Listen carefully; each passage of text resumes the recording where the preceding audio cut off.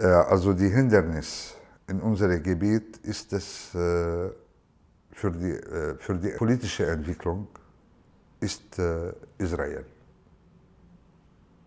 Das muss auch so klar sein.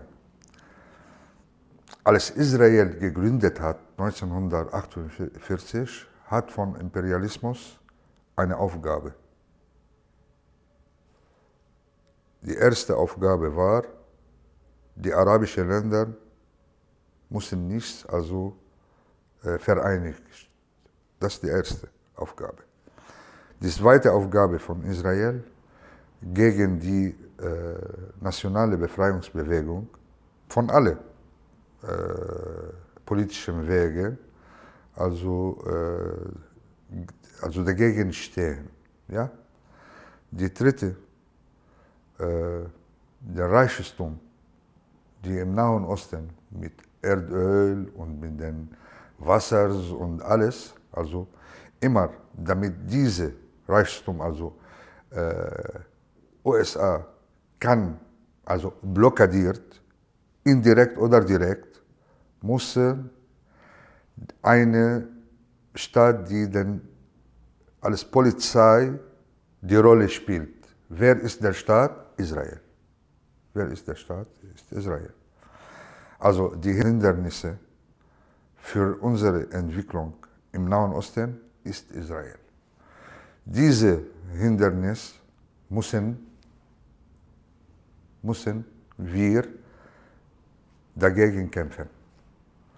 Und deswegen, damit wir unsere Ziele erreichen können, haben als kommunistische Partei der Nationale Widerstandsfront also gegründet.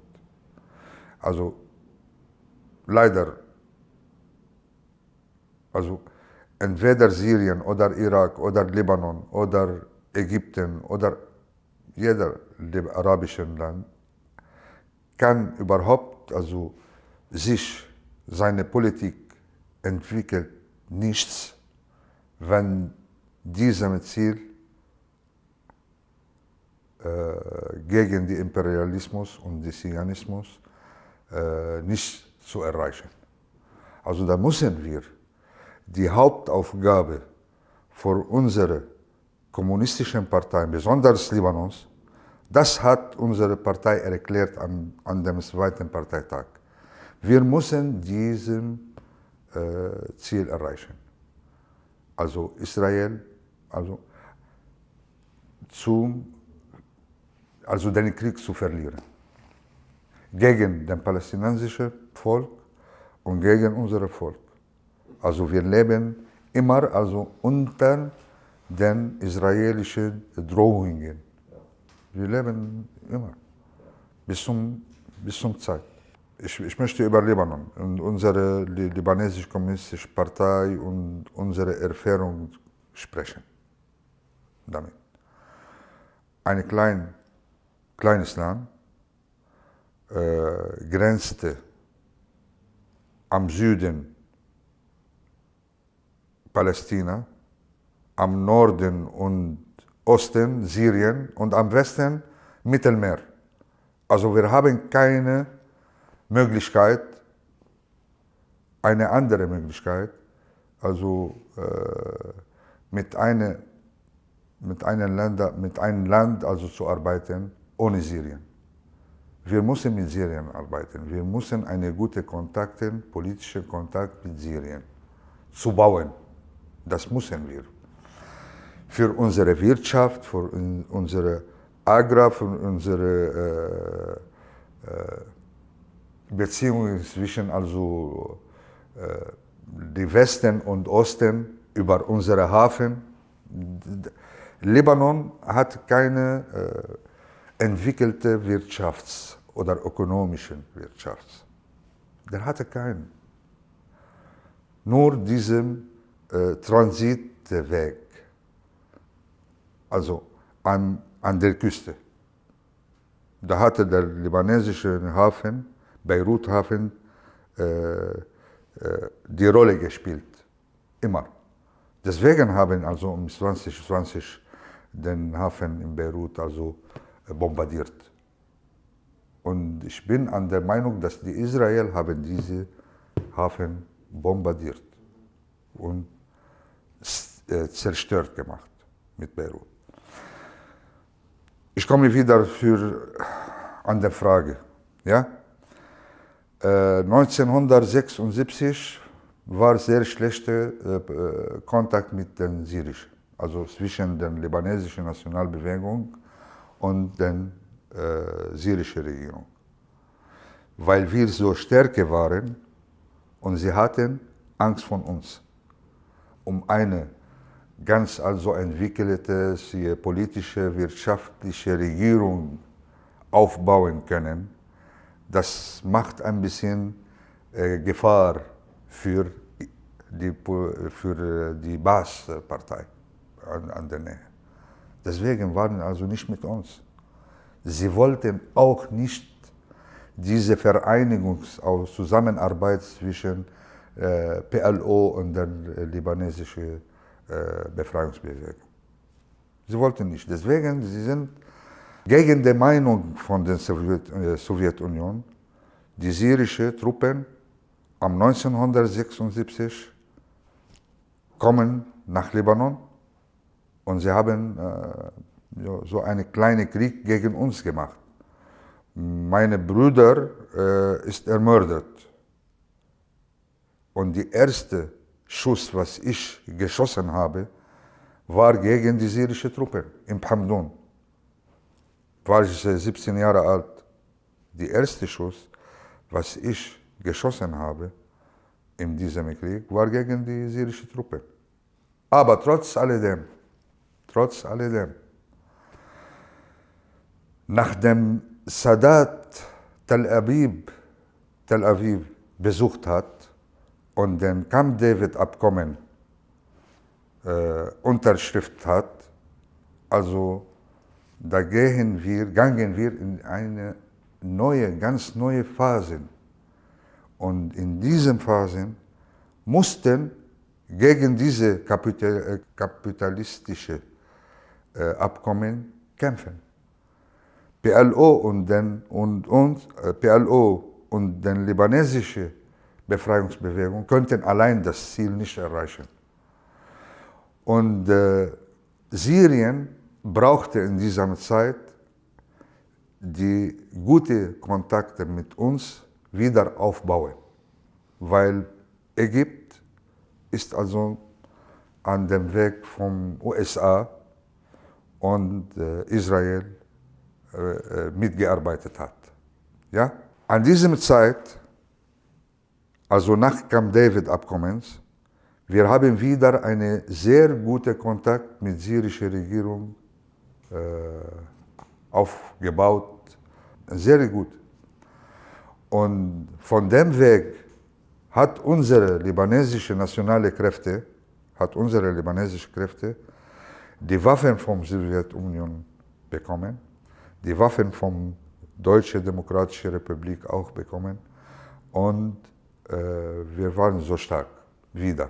Also Tawazun-Strategie, die strategische Balance wieder aufgebaut wird mit diesem neuen Allianz zwischen PLO, libanesische Nationalbewegung und Syrien und auch mit der Unterstützung von Libyen.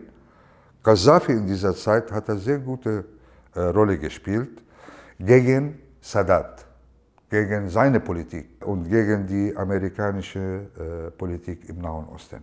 Das wäre sehr gut. An dieser Zeit also können wir nicht also über immer die unterschiedlichen Meinungen davon sprechen. Das müssen diese unterschiedlichen Meinungen weg zurzeit, in dieser Zeit. Ich stelle mich eine Frage. Ja, warum haben also die 20 westliche und arabische Länder gegen Syrien so einen großen Krieg gemacht? Warum? Das ist eine große Frage. Also innerhalb Faktoren, also ich weiß ganz genau, dass so viele Probleme zwischen der Regierung, syrische Regierung und dem syrischen Volk. Sie haben also einen Weg für Sozialismus. Sie haben das Sozialismus-System also in Syrien nicht erreicht. Und sie haben auch weggenommen. Und sie hatten guten Kontakt am Anfang mit Türkei und ein bisschen mit westlichen Ländern. Ja? Und an dieser Seite, also ich stehe immer also dagegen, gegen diese Politik. Aber Syrien und besonders Bashar al-Assad und seine Regierung und seine Armee hat sich nicht kapituliert für die amerikanischen Bedrohungen, als die Amerikaner Irak besetzen haben. Ja? Kam zu Syrien Colin Powell, Außenminister. Der hatte verschiedene Punkte für ihn gegeben. Die erste ist für Syrien verboten, die irakische Widerstand zu helfen. Sie müssen allen von Izzat al-Duri und die irakische Baas-Partei, die in Syrien also gegangen, vom Syrien also wegholen. Ja, das ist die erste. Zweitens müssen die alle palästinensische Widerstandskräfte von Syrien auch weghauen. Ja, vom Syrien. Besonders Hamas, PFLP.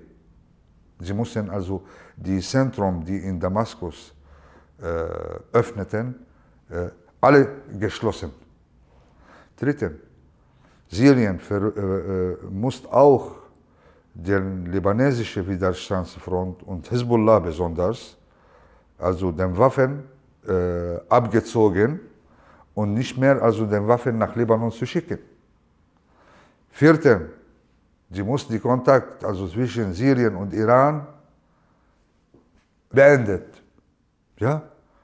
Sie waren diese Politik. Und der hat Colin Powell ihm gesagt, wenn du das erreichst, da kannst du in Libanon die ganze Zeit bleiben. Aber wenn nicht, da kommt zu dir also eine große Blockade. Und wir können dir nicht mehr helfen. Ja, Bashar Assad war dagegen diese ganze Politik. Also, nach 3 Jahren, genau nach 3 Jahren, traf in Normandie Jacques Chirac und George Bush, die beiden Präsidenten. Das war am Juni 2004. War dabei wer? Rafik Hariri, erster Präsident, Ministerpräsident libanesisch. Von dem haben also organisiert, dass der UN eine Resolution gegen Syrien erreichen. Da war 1559 Resolution. Was sagte diese Resolution? Erstens,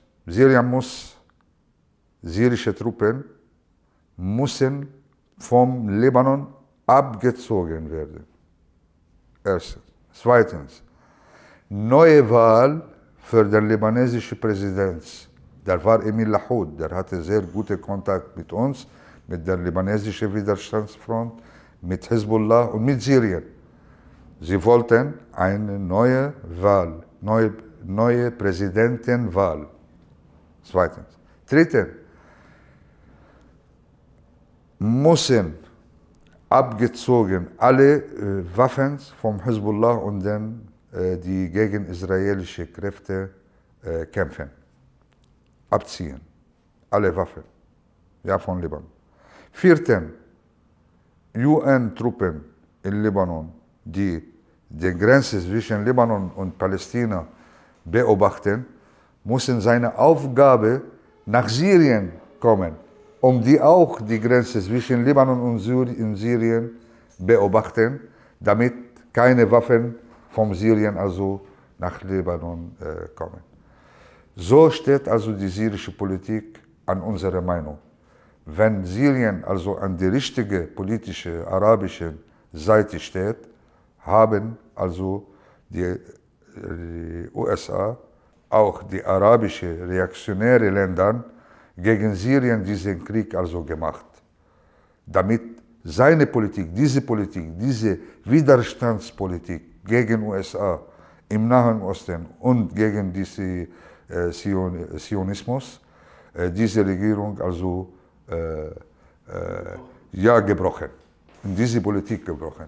Deswegen müssen die kommunistischen Parteien, müssen die progressive Bewegungen mit Syrien zusammenzuarbeiten. Wir haben keine andere Möglichkeit. Um unsere Ziele zu erreichen, müssen also eine gute Politik mit diesen Leuten